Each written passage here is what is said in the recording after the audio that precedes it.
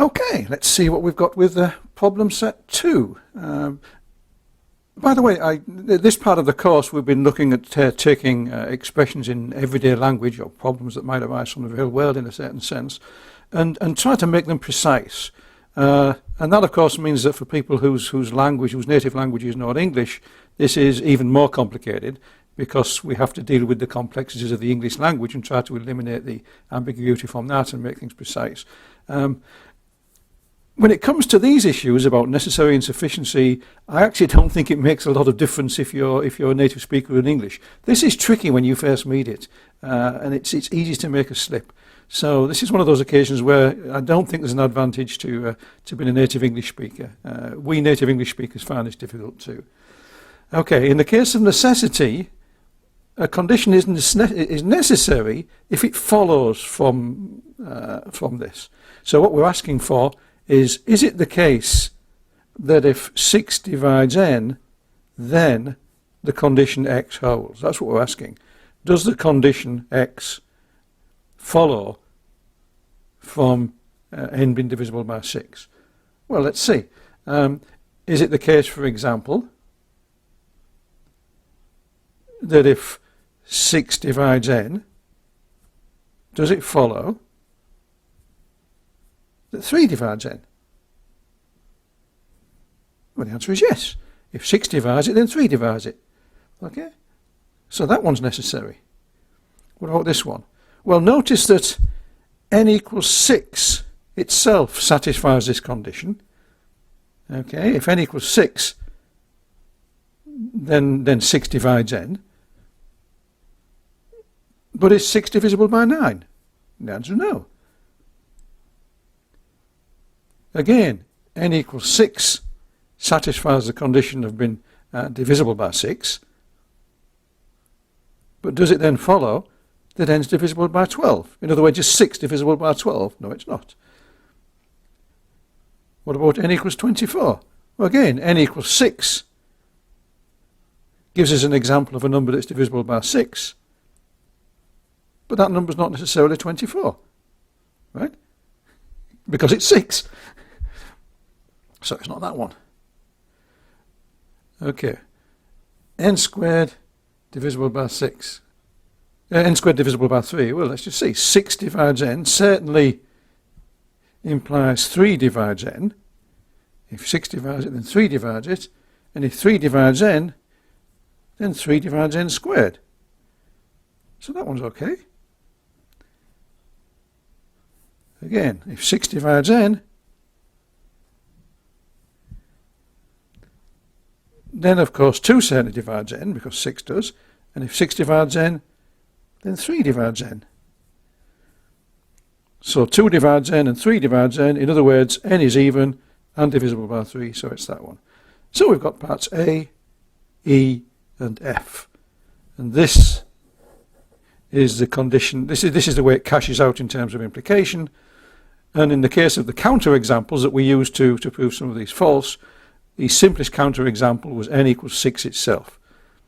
Okay, well, that takes care of number 1. Let's move on to number 2. Well, in the case of sufficiency, we have to look to see if the condition implies that n is divisible by 6. Okay, sufficiency means implies n is divisible by 6. So for each of these statements we have to ask ourselves, does it imply that n is divisible by 6? Well, if n is divisible by 3, in order to, if we think the answer is it's not sufficient, then we have to find an example, we have to find a counter example of a number that's divisible by 3 that's not divisible by 6. Well, why don't we take n equals 3? 3 is divisible by 3, but 3 is not divisible by 6, so that's a counter example. So that one's not sufficient for being divisible by 6. That doesn't imply x is divisible by 6, because in particular 3 is divisible by 3 but not divisible by 6. What about part B? Let's take n equals 9. That's a counter example. N is divisible by 9, but n is not. But if we take n equals 9, then the n is divisible by 9, but 9 is not divisible by 6. So that's a counterexample. N is divisible by 12. Is it the case that if 12 divides into n, does it follow that 6 divides into n? Well, the answer is yes. So that one's okay. What about n equals 24? Is it the case that if n equals 24, does it follow that 6 divides n? In other words, does 6 divide 24? Again, the answer is yes. So that one's true. N squared is divisible by 3. Does it automatically follow that n is divisible by 6? Well, why don't we take the same counterexample we did in part A? Let's take n equals 3. Then certainly 3 divides n squared. Okay. But does 6 divide n? Does 6 divide 3? The answer is no. 6 does not divide n. So 3 divides n squared, 6 does not divide n, so it can't be that one. Finally, n is even and divisible by 3. I could write that as saying n is even is to say that 2 divides n, and it's divisible by 3. So I can just rewrite this statement to say that 2 divides n and 3 divides n, but if 2 divides n and 3 divides n, then it's the case that 6 divides n. Okay? So that one's true.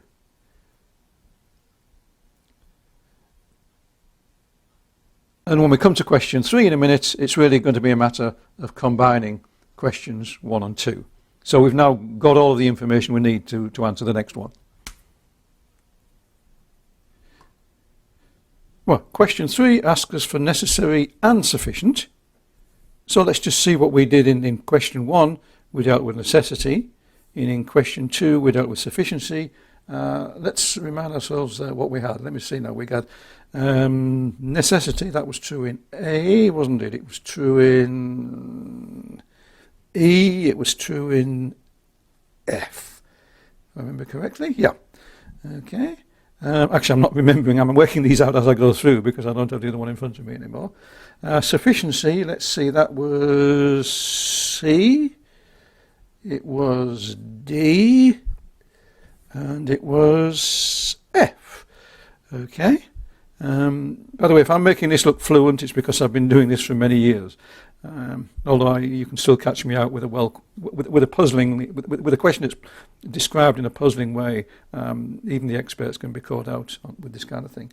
Okay, so we just have to look for the ones which have an X in both rows, in both columns, and the only one that does is this one. In all of the other ones, you've either got necessity or sufficiency, or neither in the case of part B. Okay, so you've got a 1 necessity, you've got a neither, you've got a sufficiency, you've got a sufficiency, you've got a necessity. The only one that's both is part F. And that takes care of number 3. Well, we're moving along rapidly now. Let's go ahead. Well, question 4 starts out simply enough because it's a very straightforward if-then statement.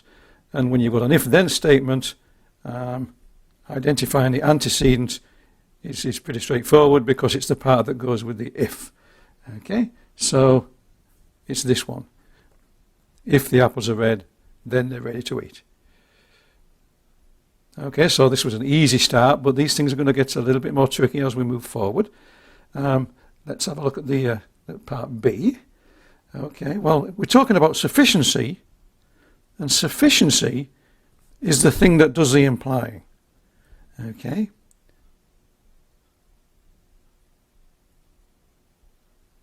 So what does the implying here? Well, f being differentiable. That's the one that does the implying. Because the differentiability of a function implies that it's continuous. Okay. Sufficiency does the implying. So sufficiency is the thing we're looking for. So the antecedent is a sufficiency, which is differentiability. Well, I said these become a little bit tricky as soon as you get into them.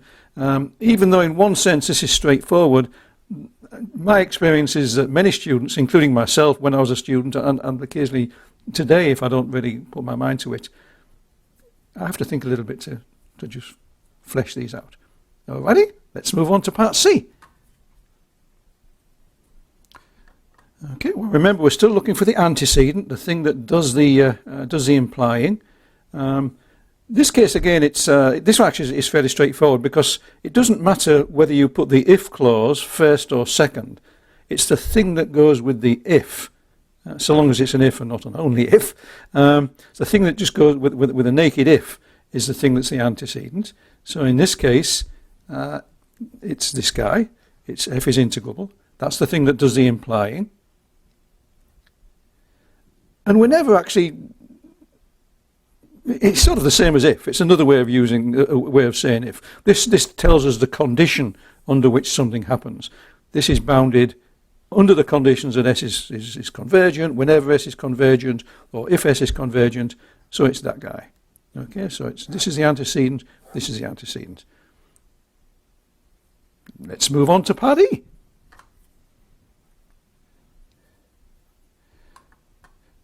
Well, in the case of necessity, necessity is the thing that follows. So a necessary condition is the thing that follows. Okay? So we have to ask ourselves, what is it that's following in this case? Okay. And the answer is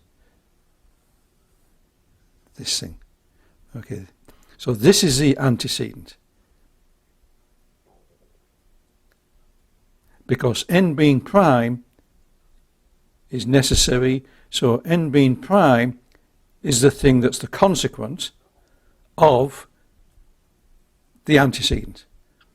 So it's this that implies that. So this is the antecedent. Alrighty? Let's move on to part F. How did you do with that one? Well, this is where we start combining words like if and when with an only. And because it says only when Carl is playing, this guy is the consequence. The team wins only when Carl's playing. So if you know that the team wins, you can conclude that Carl is playing, because they only win when Carl is playing. So that's just another way of saying that Carl is playing is a consequence of the team winning. Okay? So this is the antecedent. And as I mentioned at the beginning of this discussion, even if you're a native English speaker, these typically cause people a lot of trouble. It's just the way the human mind works. It's not to do with the native language, it's to do with the way the mind works. Well, these two are a little bit more straightforward than the last one or two, because the when is really almost the same as if. That just tells you the condition on which something is. So the thing that just goes with a when, without an only combined with it, is the antecedent. Okay, so the antecedent in this case is that Carl is playing, because it's when he's playing that the team wins. If you know that Carl is playing, then you can conclude that the team's going to win on the basis of this statement. So that's the antecedent there. And it doesn't matter whether the when clause comes first or second, as was the case with an if clause. It can come first or it can come second. That's still the antecedent. Okay, being the antecedent is not directly related to whether you're the first clause or the second clause in a sentence. It's to go with which word you're combined with. If it's an if or if it's a when, then that combines with the antecedent. If it's an only if or an only when, then that flips it round, and then you're dealing with the consequence. Okay, right. Well, that takes care of those kind of examples. And the last two parts, or the last three parts of this question, of this problem set, were a little bit different. Okay, well in this case, it's certainly true that if m and n are even,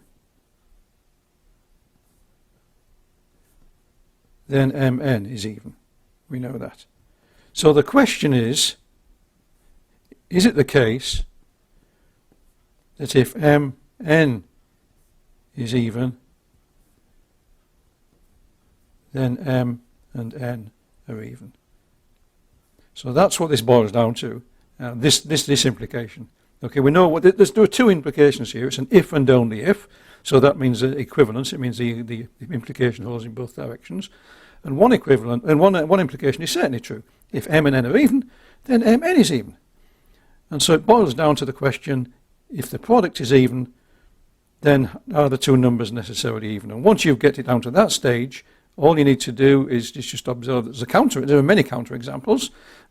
We could take m equals 2, n equals 3. Then mn equals 6. So here we've got a product that's even, but it's not the case that both numbers are even. So this is a counterexample.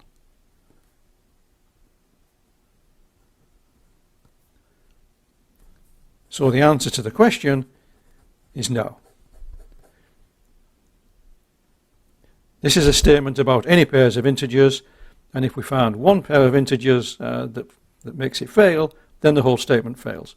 So it's a counterexample that we need to find, and we found one. M equals 2, n equals 3. The product is even, but it is not the case that both numbers are even. Okay, now let's move on to number 6. So, number 6 asks us, is it the case that mn is odd if and only if m and n are odd? Well, I'm sure you all realise that the answer is yes. And you almost certainly realise the reason, you know the reason why, basically, because there are two facts. We know that odd times odd, I better say is not equals, is odd. And we know that even times anything, any number, odd or even, is even. So if you take two odd numbers and multiply them together, you get an odd number. If you take a pair of numbers, any one of which is even, and multiply them together, you get even. And when you combine those two, this falls out of it. And if you don't see that, I'm going to leave it to you, actually. If you want to sort of give a little bit more detail and express it as an implication in both directions, that's fine.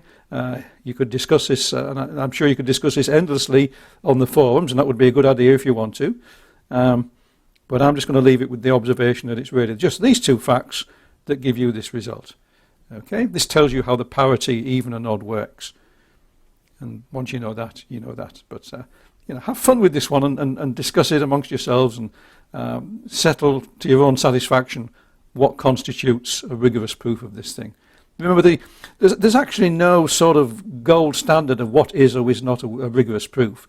It depends on the experience of the audience. A proof, in many ways, involves audience design. You've got to cast that proof at the level of detail and precision that matches the audience. Typically a mathematician, a professional mathematician, would simply say,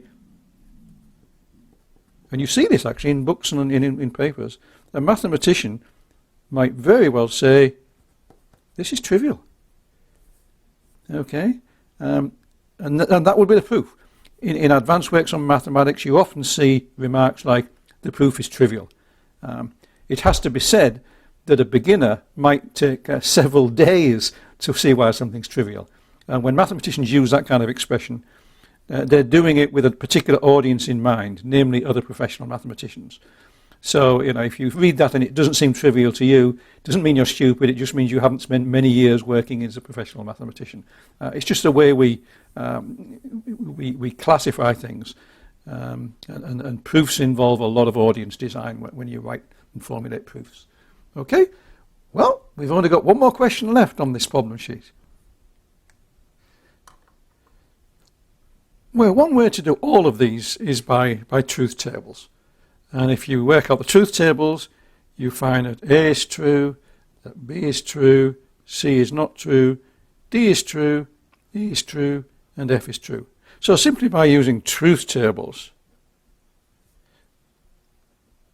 you could answer this. This one we've already seen in the lectures and discussions. We've sort of looked at these this equivalence. This one and where is it? That one. Those are examples of what's known as De Morgan's laws, after a mathematician, Augustus De Morgan. That if you take a negation with a disjunction, you end up with a conjunction of the two negations, and if you take a negation of a conjunction, you end up with the disjunction of the two negations. Okay.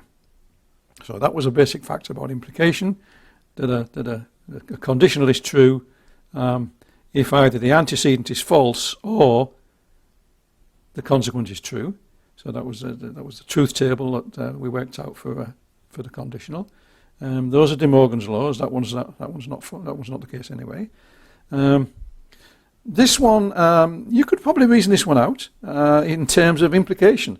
Just think in terms of when under which circumstances can you start with an assumption P and deduce two conclusions, and then see when that doesn't happen. Okay, and you should end up with this. So it's possible to reason this one out just in terms of implication.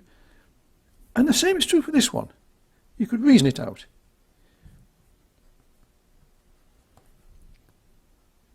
This one I think is easier to reason out than that one because there are fewer symbols to deal with. This says that if you have an assumption and then you have another assumption, you can make a conclusion from it. Well, do you do it in two steps? Do you assume P and then on the basis of that show that if Q is true then R is true? Or do you simply assume that both P and Q is true and deduce R? Those two things would be equivalent. This is sort of doing it in two steps, and this is combining the two assumptions. They both really tell us that there are two assumptions. There's one assumption, then there's another assumption. And in this case, we've explicitly said there are two assumptions, and in both cases, it's the R that's following from them. Okay, so the question is, how and when do you get from P and Q to a conclusion R? So this, you could reason it out, and if you feel uneasy about that, you could just work out the truth table. Okay, but since we spent a lot of time on truth tables in the assignments, my recommendation would be that you would go through these and actually try to reason them out in terms of what they mean. Truth tables are good if you're a computer, but people are not computers. They're much more interesting creatures than that, and I think we have the power of reasoning, and so I would suggest you go through these and try to reason them out in terms of what these things mean. Because that, after all, is really what this entire course is about. Okay, well, that takes care of problem set 2, and I hope you did okay on that one. But it's probably worth having another look at some of them, and particularly, the ones you got wrong. I think it's definitely worth taking another look at them.